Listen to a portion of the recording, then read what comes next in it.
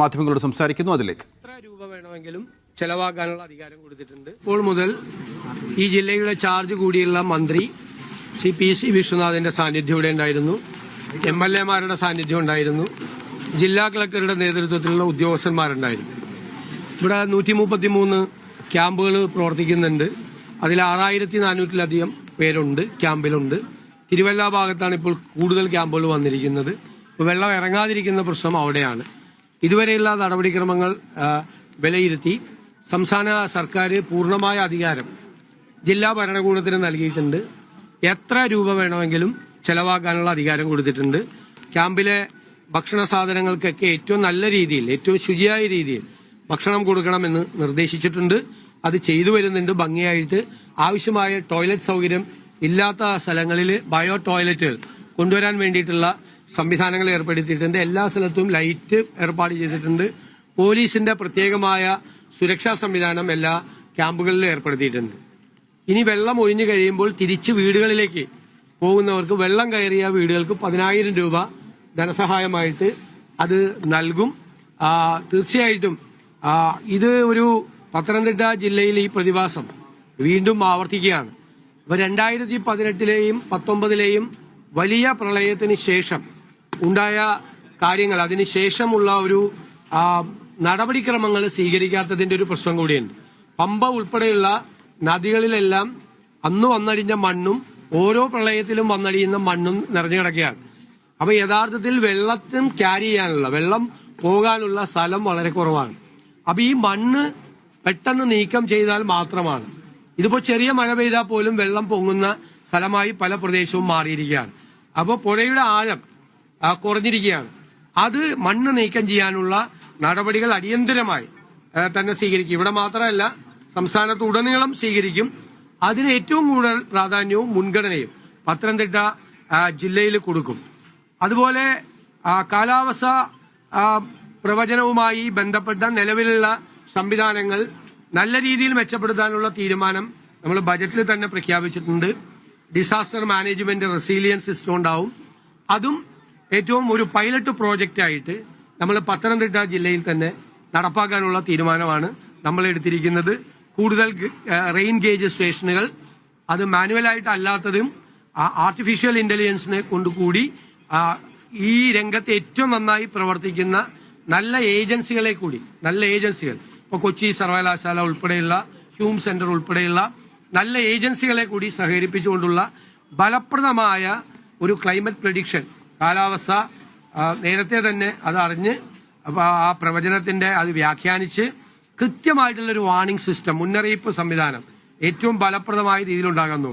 പക്ഷെ ഇവിടെ ഞങ്ങൾ ഇന്നലെ വിശദീകരിച്ചതുപോലെ ഇപ്പോൾ ഉള്ള പ്രശ്നം, ഞങ്ങൾ ഈ മൺസൂണിന് മുമ്പ് തന്നെ സംസാരിച്ചാണ്, ഈ അതിതീവ്ര മഴയും അതുപോലെ ക്ലൗഡ് ബേഴ്സും ഉണ്ടാകുന്ന റഡാറിൽ ഇത് അറിഞ്ഞു കഴിഞ്ഞാൽ നമ്മൾ ആളുകളെ മാറ്റുന്നതിനുള്ള സമയം കിട്ടുന്നില്ല.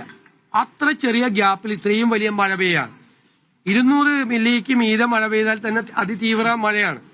ഇവിടെ പല സ്ഥലത്തും 340 ആണ് വടശ്ശേരിക്കരയിലേത്. അപ്പൊ ഒരുപാട് സ്ഥലത്ത് ഈ 200-ന് മീതെ അതിതീവ്ര മഴ വളരെ കുറഞ്ഞ സമയം ഉണ്ടായിരിക്കുകയാണ്. പിന്നെ വെള്ളം പൊങ്ങാനുള്ള പ്രധാനപ്പെട്ട കാരണം വനത്തിന് അകത്തുണ്ടായ ലാൻഡ് സ്ലൈഡുകളും ലാൻഡ് സ്ലിപ്പുകളുമാണ്. ധാരാളം ലാൻഡ് സ്ലൈഡും ലാൻഡ് സ്ലിപ്പും വനത്തിനകത്ത് ഉണ്ടായിട്ടുണ്ട്. ഒരുപക്ഷെ വലിയ ഭാഗ്യം കൊണ്ടാണ് വലിയ ഈ അധികം മരണങ്ങളോ അങ്ങനത്തെ വലിയ അപകടങ്ങളോ ഉണ്ടാകാതെ പോയതൊരു ഭാഗ്യത്തിന്റെ ഒരു ഘടകം കൂടി യഥാർത്ഥത്തിലുണ്ട്. അപ്പൊ വനത്തിന് അകത്തു നിന്നും ആ പൊട്ടിയൊലിച്ചു വന്ന വെള്ളമാണ്. വലിയ ലാൻഡ് സ്ലൈഡ് ഉണ്ടായിട്ടുണ്ട്, ചെറിയ ചെറിയ ലാൻഡ് സ്ലിപ്പുകൾ ധാരാളമായിട്ടുണ്ടായിട്ടുണ്ട്. ഫോറസ്റ്റ് ഡിപ്പാർട്ട്മെന്റും അത് റിപ്പോർട്ട് ചെയ്തിട്ടുണ്ട്. അല്ലാത്ത സ്ഥലങ്ങളിലും ഉണ്ടായിട്ടുണ്ട്. അപ്പൊ അതെല്ലാം കൂടി പരിശോധിച്ചുള്ള ഒരു ഫലപ്രദമായ, ഇന്ത്യയിലെ തന്നെ ഏറ്റവും ഫലപ്രദമായ ഒരു ഡിസാസ്റ്റർ മാനേജ്മെന്റ് റെസിലിയൻസ് സിസ്റ്റം കേരളത്തിൽ ഉണ്ടാകുന്നതിനെ കുറിച്ച് നമുക്ക് ആലോചിക്കും. അതിന് പത്തനംതിട്ട ജില്ലയ്ക്ക് പൂർണ്ണമായ മുൻഗണന നൽകും.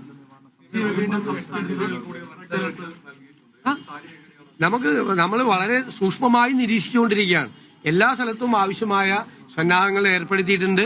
നമ്മൾ 2 ഹെലികോപ്റ്ററുകൾ അറേഞ്ച് ചെയ്തിട്ടുണ്ട്. ആവശ്യമായ സ്ഥലത്ത് വേണമെങ്കിൽ ഏരിയലായിട്ട് സപ്ലൈ ചെയ്യാൻ നമുക്ക് പറ്റും. അല്ലാത്ത സ്ഥലത്തുള്ള ഫുഡ് പാക്കേജുകൾ അറേഞ്ച് ചെയ്തിട്ടുണ്ട്. NDRFന്റെ ടീമിനെ എല്ലാ സ്ഥലത്തും റെഡിയാക്കി നിർത്തിയിട്ടുണ്ട്.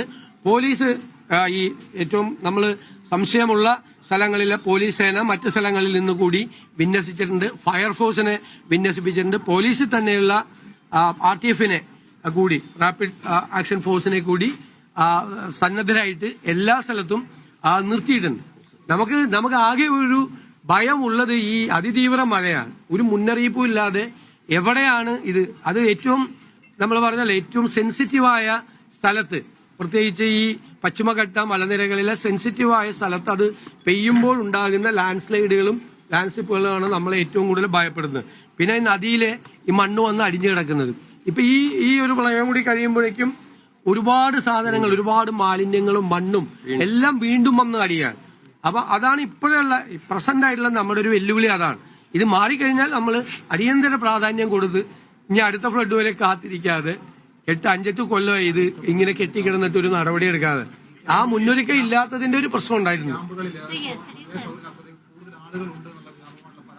150-ൽ മീതെയുള്ള ആളുകളുള്ള ക്യാമ്പുകളെല്ലാം രണ്ടാക്കാൻ വേണ്ടിയിട്ട് പറഞ്ഞിട്ടുണ്ട്. അത് നമ്മൾ അപ്രതീക്ഷിതമായി വന്നു ചേരുന്നതാണ്.